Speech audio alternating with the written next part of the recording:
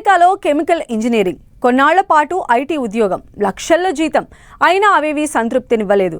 దీంతో పొలం బాట పట్టి హలం చేత పట్టాడు. ఇప్పుడు రైతు బిడ్డగా మారి సేంద్రియ వ్యవసాయం చేస్తున్నాడు. వచ్చిన పంటలను ప్రాసెస్ చేసి నేరుగా వినియోగదారులకు అమ్ముతూ లాభాలతో పాటు సంతృప్తి పొందుతున్నాడు. ఇంతకీ ఆయన ఎవరు, ఎలాంటి వ్యవసాయం చేస్తున్నారో తెలియాలంటే ఈ స్టోరీ చూడాల్సిందే.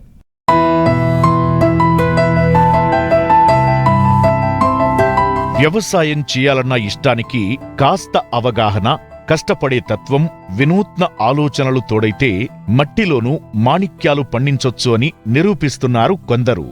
ఈ కోవకు చెందినవారే కృష్ణా జిల్లా ఉయ్యూరు మండలం బోళ్లపాడు గ్రామానికి చెందిన రైతు గుంటక విశ్వేశ్వర్రెడ్డి.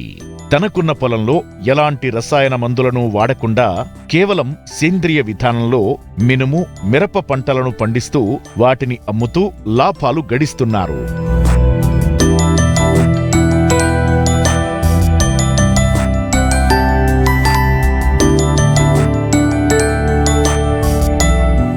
రైతు విశ్వేశ్వర్రెడ్డి చదివింది కెమికల్ ఇంజనీరింగ్లో మాస్టర్స్, అది కూడా అమెరికాలో.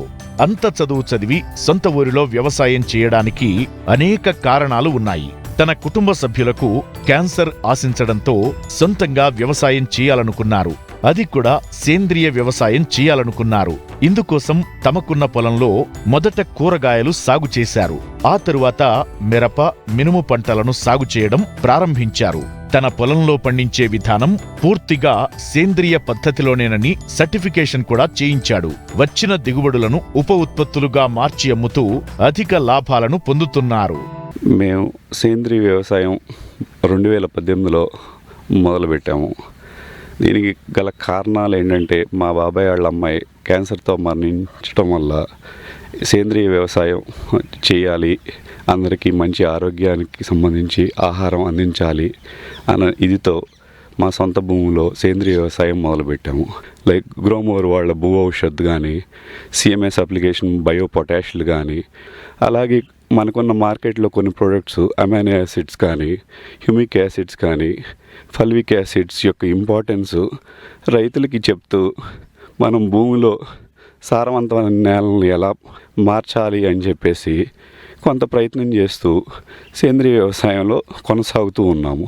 అలాగే ఇప్పుడు అమైనో యాసిడ్స్ యొక్క ఉపయోగాలతో మినుము పంటల్లో చాలామంది రైతులు మొక్క పెరుగుదలకి అమోనియా యాసిడ్ స్టార్టింగ్లో కొట్టడం వల్ల మొక్క పెరుగుదల చాలా వేగవంతంగా ఉంటుంది. అలాగే డీకంపోజర్స్ వాడటం వల్ల అపరాల పంటలకు కానీ వీటికి కానీ మొక్క ఎదుగుదల చాలా బాగుంటుంది. సో భూమికి సంబంధించి సాయిల్ అప్లికేషన్స్ చేసి భూమిని సారవంతమైన చేసాం. అట్లాగే మొక్క ఎదుగుదలని ఆపే కొన్ని క్రిమికీటకాలు కానీ ఇట్లాంటివి ఎట్లా కంట్రోల్ చేయాలి అనే వాటికి కొన్ని బ్యాక్టీరియల్ ఇనాక్యులమ్స్ వచ్చేవి. అందులో డికంపోజరు ప్రైమరీగా ఒకటి పనిచేస్తుంది. దాంతోపాటు కొన్ని మనకి ఆయిల్స్, ఎసెన్షియల్ ఆయిల్స్ కానీ ఇట్లాంటివి కొన్ని నీమ్ ఆయిల్స్ ఆల్రెడీ మనం మార్కెట్లో ఉన్నాయి, రైతులందరూ వాడుతున్నారు. సో సేమ్ నీమ్ ఆయిల్ని కూడా వాడుతూ కొంతవరకు కంట్రోల్ చేస్తున్నాము.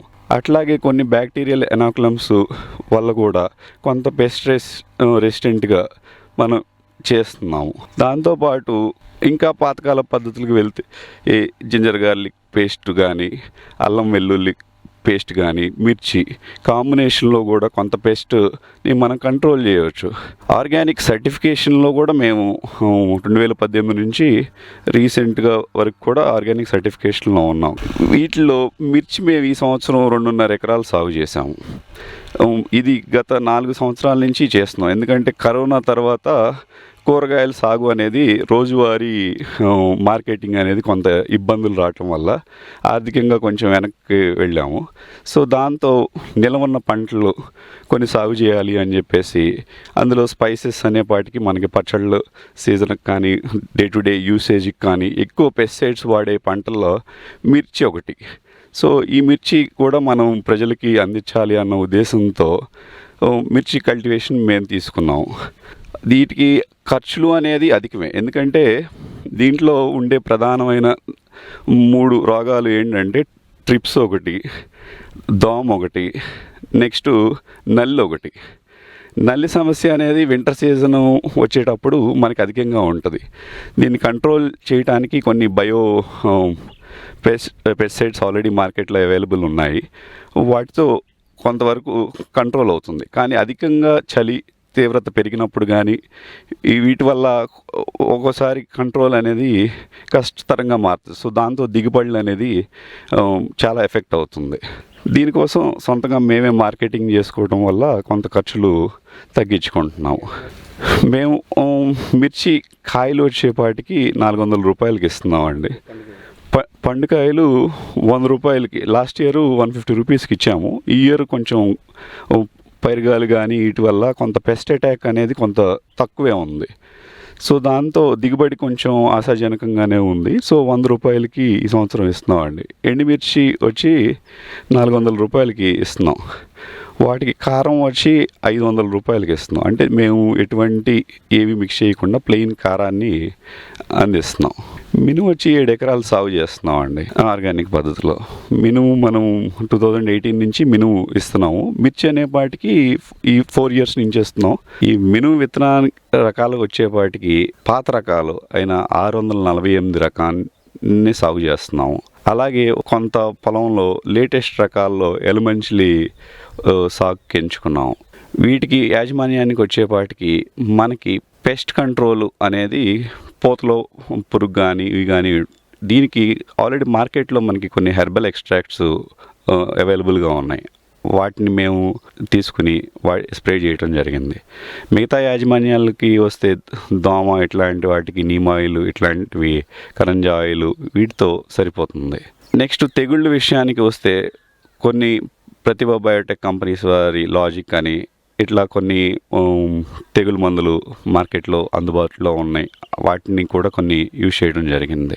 ఈ సాగులో దిగుబడి వచ్చేపాటికి 4-5 క్వింటాలు దిగుబడి వచ్చే అవకాశం కనిపిస్తుంది. దీని మార్కెటింగ్ విషయానికి వస్తే మినుముల్ని గుళ్ళు చేసి, అంటే సిటీలో ఉన్న కస్టమర్స్కి ఎట్లా అంటే గుళ్ళుకి అలవాటు పడిపోయారు. గుళ్ళు చేయించి వాళ్ళకి గుళ్ళు మాత్రమే సప్లై చేస్తున్నాం. కేజీ 180 రూపీస్కి మనం గుళ్ళు అందిస్తున్నామండి. పొట్టుపప్పు అయితే మాత్రం 140 రూపీస్కి అందజేస్తున్నాం. ఈ రేట్లు అనేవి ఊరినే మనకి పంటకి నష్టపోయిన దానికి ప్లస్ ఈ కూలీల ఖర్చు అధికం అవటానికి వల్ల పెరిగిన ఖర్చే కానీ దీనివల్ల రైతుకి అదనంగా ఎక్స్ట్రాడినరీగా లాభాలు వచ్చేస్తాయి అనేది కాదు. కానీ సాధారణ పంట సాగు కన్నా భూమి సారవంతం అవటం ఒకటి, అంటే ముందు తరాలకి మళ్ళీ మనం భూమిని అందించటం, అంటే ఈ తరంతో భూమి ఇది సారవంతం పోకుండా ముందు తరాలకు కూడా మనం భూమిని సారవంతంగా అందించడానికి ఒకటి, ప్లస్ మనం మెరుగైన ఆరోగ్యం అనేది ప్రధానం. సొంత రైతు అనే అతను దాంట్లో దళారీ వ్యవస్థకు అలవాటు పడిపోయి ఆ సిస్టంలో ఇదైపోయాడు కాబట్టి లాభాలు అనేది కనిపించట్లేదు. దీంట్లో సేంద్రీయ వ్యవసాయంలో కన్జ్యూమర్స్కి డైరెక్ట్గా రైతులే వెళ్ళటం వల్ల ఆ వచ్చే రూపాయి దళారీ వ్యవస్థలో కాకుండా మామూలుగా వెళ్ళటం వల్ల ఆ రూపాయి లాభం అనేది డైరెక్ట్గా రైతుకి అందుతుంది. సో దాంతో కొంత రైతుకి అనేది సేంద్రీయ పద్ధతుల్లో చేయటం వల్ల కొంత లాభమే కనిపిస్తుంది. ఎందుకంటే సొంత మార్కెటింగ్ చేసుకుని ఈ ప్రోడక్ట్ని తను అమ్ముకుంటున్నాడు కాబట్టి కొంత లాభం కనిపిస్తుందండి.